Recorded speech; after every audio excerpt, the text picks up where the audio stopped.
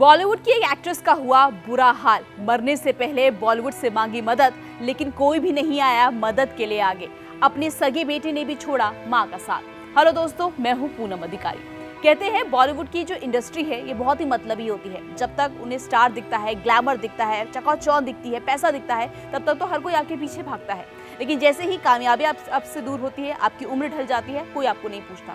कुछ ऐसा ही हुआ बॉलीवुड के एक एक्ट्रेस के साथ, जो गुमनामी की मौत मर गई। जब उनको बहुत ज्यादा किसी अपने की जरूरत थी तो उनके अपने बेटे ने उनका साथ छोड़ दिया। यहाँ तक कि अपनी माँ की मौत पर उनका बेटा तक उसे देखने नहीं आया और बॉलीवुड ने भी किनारा कर दिया। कौन सी है ये एक्ट्रेस मैं आपको बताऊंगी। बताने से पहले इस वीडियो को शेयर करें और चैनल को फॉलो करना मत भूलिएगा। दोस्तों, बॉलीवुड इंडस्ट्री दिखती बहुत ही खूबसूरत है, बहुत ही ग्लैमर है, लेकिन एक कड़वा सच ये भी है कि बॉलीवुड में जो आता है ना, वो अपने रिस्क पर आता है और उसके बाद कहीं खो जाता है। बॉलीवुड तब तक आपका साथ देती है जब तक आप कामयाब हैं, जब तक आपके पास शोहरत है, लेकिन एक बार आप कामयाबी के स्टारडम से नीचे आने लग जाते हैं, आपका डाउनफॉल शुरू हो जाता है, आप फिल्में आपकी फ्लॉप होनी शुरू हो जाती है, तो हर कोई आपको भूल जाता है। ऐसा ही कुछ हाल हुआ बॉलीवुड एक्ट्रेस अर्चना सचदेव के साथ भी। अर्चना सचदेव उस जमाने की एक्ट्रेस है 90s की, जिन्होंने कई बेहतरीन फिल्मों में काम किया, जैसे मेरा नाम, जोकर, DDLJ, कभी खुशी कभी गम। आपने इन्हें शाहरुख खान की माँ के रोल में देखा होगा, अमिताभ बच्चन की माँ के रोल में देखा होगा। भले ही ये एक्ट्रेस अब इस दुनिया में नहीं है, लेकिन क्या आप जानते हैं कि इस एक्ट्रेस की जिंदगी बहुत ही ज्यादा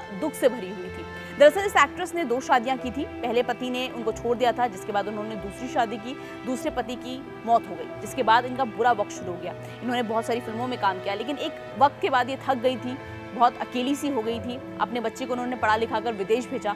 लेकिन जब ये मुश्किल दौर में थी, जब इनके हाथ पैर चलना बंद हो गए, इन्होंने अपने लिए घर में एक मेड रखी जिसके भरोसे ये रहती थी। और जब वो एकदम कहते हैं ना, जब उन्हें लगा कि अब शायद उनका अंतिम वक्त पास आ गया है, तो उस वक्त उन्होंने अपना जो घर का जो फ्लैट था, उन्होंने वो डोनेट कर दिया, यानी दान में दे दिया। जितने पैसे थे वो दान में दे दिए।